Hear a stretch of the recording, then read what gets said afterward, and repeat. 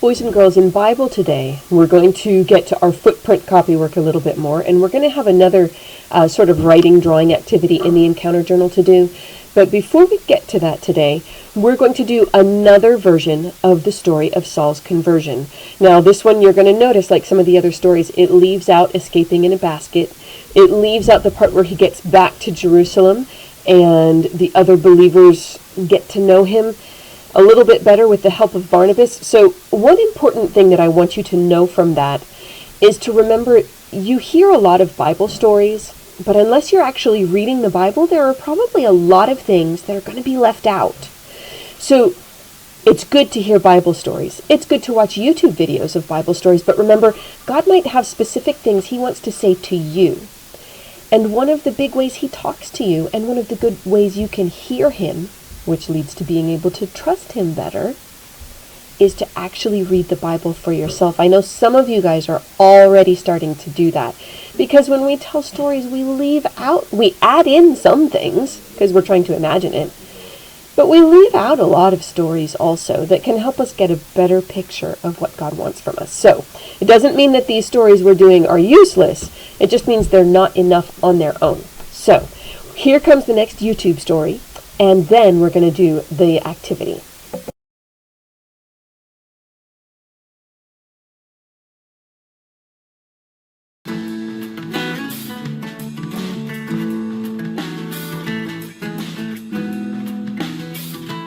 Hi everyone, it's Aunt Fernita.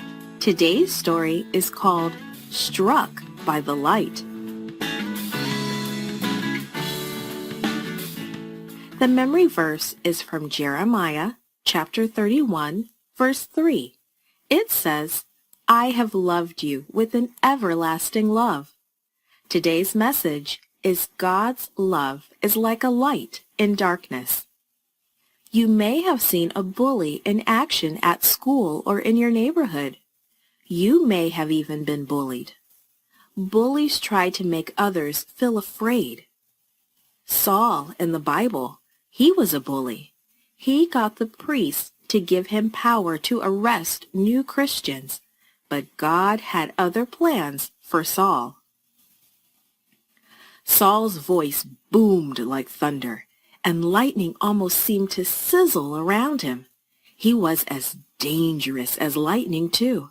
His only goal in life was to search out and stamp out the new Christians. Saul and his assistants strode purposefully down the road. They were headed for the famous old city of Damascus. Official letters they carried gave them permission to capture Christians. Then they would take them back to Jerusalem, where they would be put to death. The hot noonday sun blazed down on the travelers, but they marched steadily on. They were intent on their mission, even though they were tired.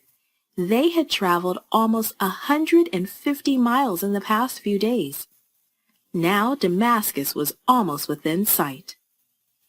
Then, with no warning at all, in the middle of this very ordinary day, it happened. A beam of light flashed down from heaven. It was far, far brighter than the noonday sun. The travelers fell to the ground in shock. Saul stared into the astonishing brightness. Then Jesus spoke to him. "Saul, Saul," Jesus said, "why do you persecute me?" Saul could only stare and whisper, "Who are you, Lord?" "I am Jesus, whom you persecute," Jesus answered. Jesus really was God. He really was. And he really had risen from the dead, just as the Christians believed. And Saul understood what Jesus was saying to him. "When you persecute my followers, Saul, you are really persecuting me." Saul then asked, "Lord, what do you want me to do?" Jesus answered, "Get up and go into the city. There you will be told what you must do." And then the light was gone. The men traveling with Saul were speechless. They had certainly seen the light, but they had not seen Jesus. They had heard a noise, but they had not understood Jesus' words. They struggled to their feet, looking at each other and wondering what had just happened. Saul looked around too, but he couldn't see a thing. He was blind, absolutely, totally blind. He turned his head from side to side. I can't see," he whispered. Saul's friends took him by the hand. They led him down the road to the city. What a strange procession! Only a few minutes before, Saul had been a mighty hunter, eager to hunt down and capture every Christian. And now he was being led down the road like a little child. Saul's feet scuffed along through the dust, but he wasn't paying any attention to where he was being led. There was only one thought in his mind, and that was Jesus. Created and produced by Falvo Fowler. This podcast is read by Franita Buddy Fullwood for Gracelink.net. Animation and artwork by Diogo Godoy. Audio is post-produced by Faith To at Studio El Piso in Singapore. The theme music is by Clayton Kinney. The audio engineer was Maurice Bailey.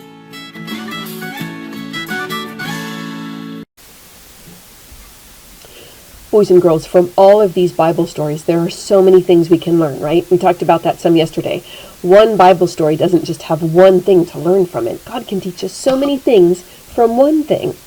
So when we talk about Paul and Paul learning to trust God and other people trusting Paul, because of God, and God helping everybody trust everybody else, and God being the ultimate trustworthy one, another piece of this that we want to remember is that it's important for us to learn to be trustworthy. Right? Saul started out not being very trustworthy to the Christians at all, and then by the end of the time, they had really learned to trust him because they'd had more experience with him, but also because he had become more trustworthy. So we want to think about ourselves being trustworthy. So you have some examples here, some kind of example pictures. Some of them are empty and some of them have writing. They're in your packet from me. They look like this. Can you see the little footsteps there in the corner? So you should have one long strip like this that has writing up at the top and some other empty spots down below. Now, we've done things like this a lot already where you kind of imagine yourself in a scenario, in like a little scene, a little thing that's happening. So this top one with writing has an example for you to think about. And then there are three others here where if you want to, you can come up with your own instead or in addition to. So you can do you only have to do one. You can do the one that's already there. You can do one you make up yourself, or you can do 2 or 3 or 4 and make some up. Maybe use the example, maybe not. That's up to you. Let's take a look at the example they gave us. So here's the example they gave us, and remember the thing we want to think about is if I'm leaving trustworthy footprints behind, what would my actions be that would make things be trustworthy? Remember, we're not talking about literally leaving trustworthy footprints, are we? We're talking about living our lives in a way so that if other people follow us, we're trustworthy. They can trust us. So other children are being mean to one of my friends. What should my footsteps help me to do? Remember, that doesn't mean literally what should my footsteps help you do. Your footsteps aren't going to stand up off the ground and tell you what to do, are they? No. It's saying, if we think about the example we're setting for other people, or if we're thinking about being trustworthy so that other people can trust us and learn to trust God, what will we do? Whose footprints will I follow? Well, of course, we know we want to follow Jesus' footprints. But the tricky thing can be figuring out exactly what Jesus' footprints have been or what they should do. Have you guys ever tried to follow a track? And it can be a little hard sometimes. It's not the easiest thing to do right away, just like knowing exactly what Jesus would want of us. Sometimes it's really easy and obvious, but sometimes it's hard. So other children are being mean to one of my friends. Think about what to do. We talked about this some with Sermon on the Mount things, didn't we? And our wise foundations and with shining like a light. If we just say back to people, You're being mean. I'm not going to play with you. That may not be the best response either. Think about that now, boys and girls. Some of you have this example. Some of you who are stronger readers, you might have a different example. And again, you can use this kind of example, or you can think of your own sort of example. Now, these are kind of small, right? You're going to cut yours out and put it in your encounter journal. And if you don't want to try to write or draw in this little teensy spot, that's okay. You can cut this out and just glue it onto the page of your encounter journal. And then next to it, draw a picture. What might be happening? Maybe somebody got hurt. I don't know. Now, boys and girls, as you think about what to do with the scenario, especially if you're trying to come up with your own scenario, remember one thing. Right now, we're not talking about being helpful. Helpful is really important, isn't it? There are lots of ways to be helpful. You could be helpful by somebody getting hurt and you could give them a Band-Aid.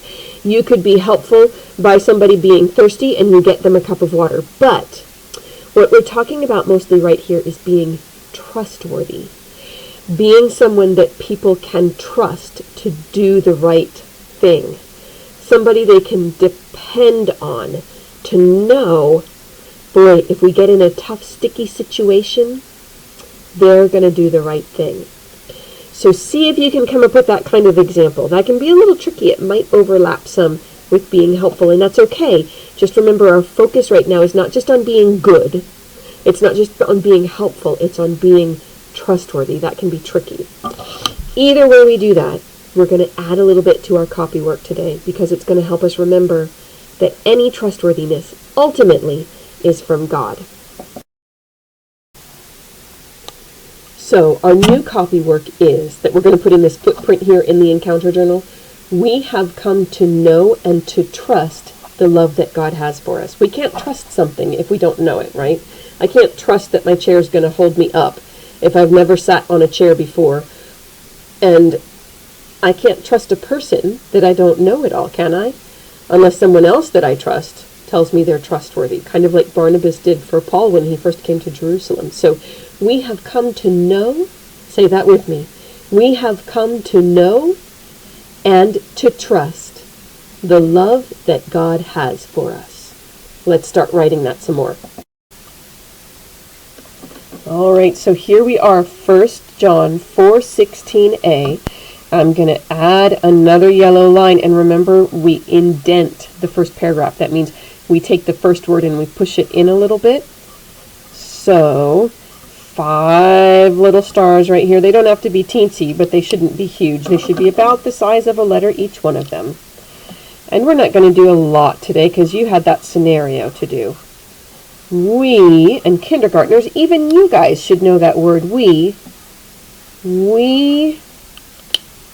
have. Now, have is a funny one. Look, have.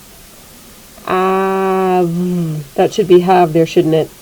But I know a lot of you know have just has that E on the end that we don't do anything with it. We have come. I'm going to put one more row in here. We have come. Now, boys and girls, you do not have to send me a picture of this for today. Instead, I want the picture of the scenario that you did, of the trustworthy thing. So this is just coming along so that we don't have to do it all at once and we have it ready to do some more later. But just keep this in mind. Keep going on this, but it's the scenario, the other thing to show me the picture of today.